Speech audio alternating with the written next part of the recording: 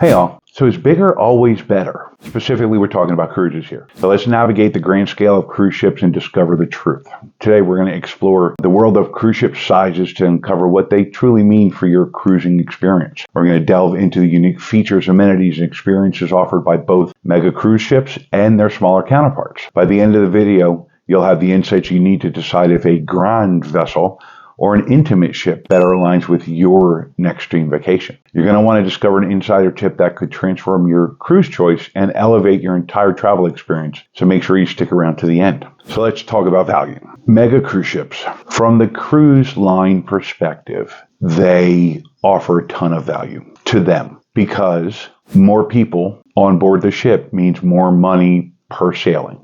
Very simple, cruise line economics. There's a lot of factors that go into that. But if they can put 8,000 people on a ship each and every week, that has more value to them. Yeah, now there are more operating costs. There's a lot of other things, but that brings in more revenue than a ship with 4,000 or a ship with 2,000. Okay. But does that value transfer to you, the passenger? Well, yes and no. I love big ships. Don't get me wrong. I haven't been on the newest Icon yet, but I've been on most of the Oasis class on Royal and several of the larger ones on Carnival. And I like the big ships. Yes, there are more people, but there's more to do. There's more to see. There's more nooks and crannies to relax in than there are on the smaller ships. Now, that's not enough for some people, and I get that. Okay. But the more neighborhoods you have on a ship, the more spaces there are for people to enjoy themselves. To me, that means that there are going to be less people at a given moment in the casino. So it's going to be a little bit more open to me. It's not going to be as cramped. Okay. The more neighborhoods, the larger ships, the more amenities, the more pools, cinemas, rock climbing walls, comedians, adult only areas, luxury spas, pool deck chairs, pool bars. There's going to be more. Now, let's flip that. Let's talk smaller ship value. Smaller ships value to me is the intimacy. It's smaller. There's less people. There's more opportunity to get to know the staff because there's only 8 bars on the entire ship instead of 20. Or there's only so many, they don't call them bartenders, but bartenders serving around the pool. To me, it's a more intimate experience. I get to know that ship and the staff and the passengers better because, okay, let's talk about passengers. You go on the Vision of the Seas. Okay, one of the smaller Royal ships. I think she's under 2,000 passengers. You're on it for 7 nights. You're going to see the same people again and again and again and again.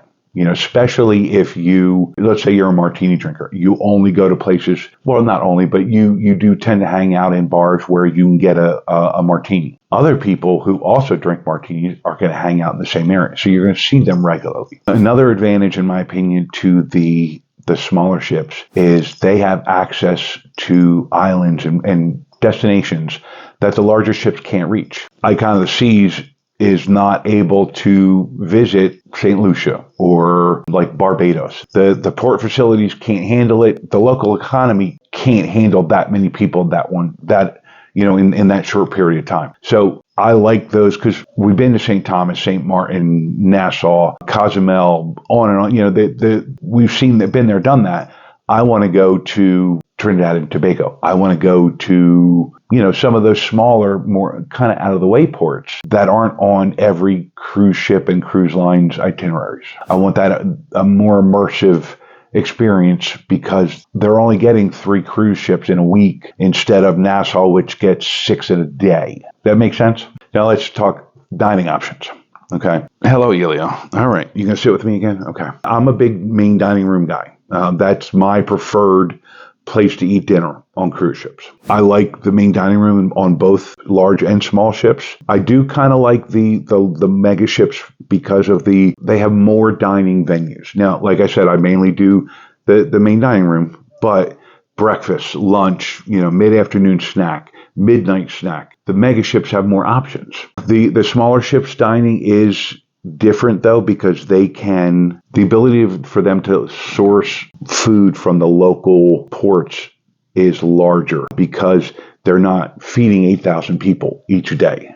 So if, say, Icon came into a small port and said, yeah, we need 30,000 eggs for tomorrow's breakfast, not all of your small islands, Caribbean islands, or ports in Europe or even Asia can support that. Yeah, dining is kind of a toss-up. The intimacy of the small ships, I love that. But the option availability on the large ships, entertainment and activities. Again, big ships, big budgets, big attractions. I'm not necessarily saying, you're going to get an A-list celebrity on every cruising of a big ship, but you're going to have Broadway style shows. You're going to have bigger name comedians. You're going to have more options. Like when we were on Wonder last year, I think I counted it on average, there were 6 different live music acts each and every night. Now, smaller ships, you're not going to have that. You're going to have 1 or 2, maybe if you're really lucky, 3 different options as far as live music. They just don't have the budget because they're not bringing in the amount of revenue. Now, on the flip side, seeing a really good live band on a small ship where there's 20 of you in the entire venue digging this band has a whole different feel than going to, what's it called? Not celebrations. Well, it used to be called Razzle Dazzle. Well, on some of the ships, it's Razzle Dazzle. But, that's a 300-seat venue or 250-seat venue. A different feel, not necessarily better or worse, just different. Now, coming up next, we're going to talk about why the size of your ship could unexpectedly lead to an unforgettable family bonding moment. Accommodations. Now, in my opinion, mega ships have this one hands down. You have more stateroom type options on the mega ships than you do on the smaller ships. On the mega ships, you've got this whole, cruise within a cruise, or I think that's what they call it. But, entire areas of the ship that are nothing, that are, no, we're not going to play with that. Sorry, that's my microphone. On your mega ships, you've got, these areas that you can't even get to unless you're staying in a suite with private dining rooms, private bars, private pools, and some personal butler services. Because the ship is bigger, they give you more options. There's, I don't know, like 8 or 10 different types of cabins and suites on the larger ones. Now, the smaller ships, less options, less types of cabins, but they're doable. They're okay. Now, I'll be honest with you. I've never seen a suite on one of the smaller ships. I've seen pictures of them, but I've never seen a suite on a smaller ship. But the smaller ships, to me, well, and even on the bigger ones, I'm not really about hanging out in the cabin. To me, the cabin's for showering, sleeping, and changing, and that's about it. Besides that, I'm out investigating. Now, cost implications. In general, like cabin for like cabin, I honestly have not noticed a huge difference in cost between a larger ship, a mega ship, and a smaller ship, except for Icon of the Seas. Now, I think that has more to do with the fact of how much money they put into marketing of this new class, this new type of ship. I'm hoping that eventually it'll settle down a little bit because to me it's pretty astronomical. Price-wise, I think they're kind of almost an equal value between a big ship and a small ship. Now, I have seen, small ships that cost $2,500 to $3,000 a person, and I've seen big ships that, in interiors, or a balcony, you're getting, you're at $1,500 a person. So it depends on time of year, popularity, what ports it's going to, how long it is, what comes with it, what options are there. Yeah. So arguably, cost-wise, I see that they're somewhat equal. Environmental footprint. Now, this one, again, to me, the mega ships have this area. They're beating the smaller ships because you would think it'd be the reverse, just because bigger ships, more people, more food, more waste, more fuel to get them around because the ship is 800,000 tons instead of 400,000 tons. Well, that's actually the opposite, because the mega ships are newer. The mega ships have taken advantage of new technologies available that minimize emissions, that control the plastic use, that handle the waste better. They tend to have a smaller ecological footprint than the smaller ships do, which kind of goes against what you would expect, but I found it to be true. Stick with us for a surprising benefit of the smaller ship cruising that might just redefine that next vacation. family friendly. I definitely feel that the megaships are focusing very much on family atmospheres. So if you're taking your family on a cruise, or if it's a family reunion, you've got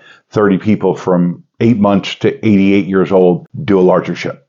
There's more for them to do, more for them to see. If it's you and your honey want to get away for, just the two of you, or, maybe two couples, then maybe look at some of the smaller ships that don't have as much to offer for the families, for the little kids. So families tend to shy away from them. Something to think about there. Now, if you are on a mega ship and it's just you and your honey, or you need to get away from the kids, pretty much all of them have adult-only pools. So, or at the very least, adult-only areas, so you can hang out without having the kids around. Planning your itinerary. I think, again, we talked about this earlier, smaller ships win this one because they're able to go to more ports. The larger ships, again, only certain ports can handle them. If you want to get off that beaten path, if you want to get out of the Nassau, St. Thomas, St. Martin loop, look at a smaller ship. Embarkation and disembarkation, or debarkation, depending upon how you say it. I think the smaller ships win here. Now, the larger ships that's kind of a tough one, because you would think, less people getting on and off means less wait times. But larger ships, more customs officials, more areas to embark and debark, better ways of moving people. So arguably, I'd say they're about the same in my mind. I mean, I've had great experiences on small ships, and on big ships. So it depends on that sailing, arguably. Overall, I like them all. I like large ships and small ships. I don't choose a cruise based on just the ship. I choose it based on when I'm available, what the options are as far as itineraries, where it's going, and the ship. And cost, too. Cost does come into it, of course. Now that you aren't wondering about the perks of the bigger ships versus the smaller ships, let's talk about discovering luxury cruises and how they stack up against their mass market counterparts. You may think that luxury costs too much, but stick around to see if maybe you're missing out on a huge value. Let's set our sights on opulence.